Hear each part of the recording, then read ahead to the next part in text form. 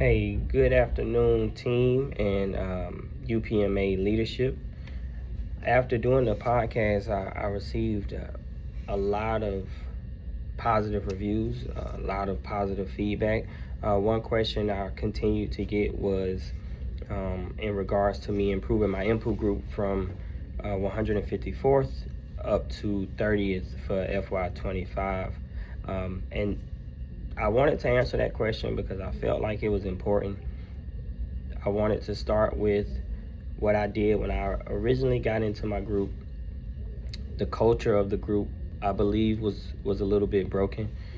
The confidence level of my employees needed to be increased, and what I did as an input was sit down and say, hey, how can I impact the people that's doing the work that I need to drive this group's performance? And the result was I started a Saturday bridge call on my own time for my level 17s and 204Bs. And it wasn't a call in which I pulled up their office's performance or highlighted anything that they did wrong. The call was structured to address items that they needed guidance on. Initially, I picked the topics and I led the call. I walked them through, tutorials, click coaching, and then I would go into unit specific things and let them tell me like, hey, where are you struggling? Let's walk through it together. Let me help you build that skill level, but more importantly, the confidence. The confidence was a big deal for my supervisors and my 204Bs. I started there, and that was done for two reasons. The first reason was what I mentioned, building the confidence of my front level supervisors and their skill set. But confidence goes a long way. I don't want to understate that. A confident employee will go do a good job even when they lack the knowledge. So I wanted to build a confidence. We built the knowledge as well. We built the skill set as well. The second reason that I did that was because I wanted to show my postmasters very early that if I was willing to dedicate my time, sacrifice my time to develop, coach, and mentor their employees, then my expectation was that they did it every day without question, and that they would give me that extra 1% or 10% to improve their operations. So it was a really positive result. The supervisors really appreciated it. They felt seen.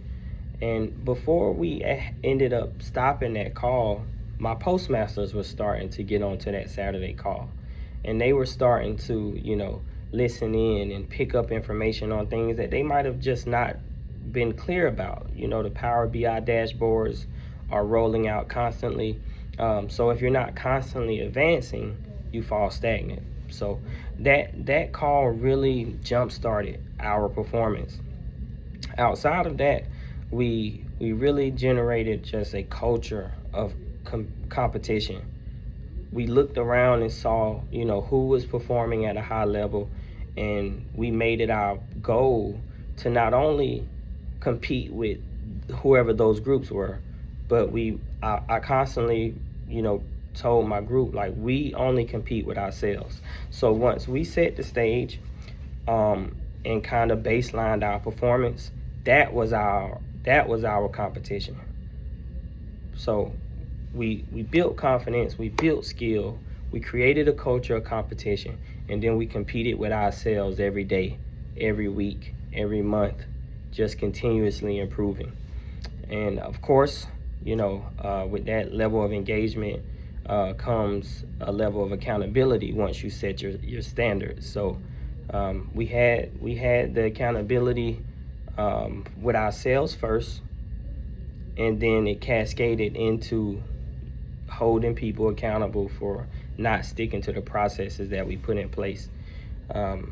We kept driving, we kept sticking to the processes, doing the small things right every day. We benefited from some route adjustments, held the carriers to a standard after the route adjustments. And the results of all of that was that this input group improved tremendously. But not only that, that's the standard now. The standard is this input group is one of the best in the country, and especially one of the best in the southern area. And I hold my guys to that standard. They hold themselves to that standard, and it's a fun, free-flowing environment.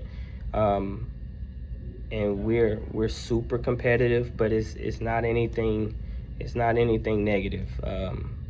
It gives us motivation to do this job. So I think that sums it up. I wanted to answer that question and get it out to anyone that needed to hear that, and I hope it helps someone. So I appreciate all you guys' support. I appreciate all you guys' commitment to our customers and developing our leadership throughout the country. Thank you.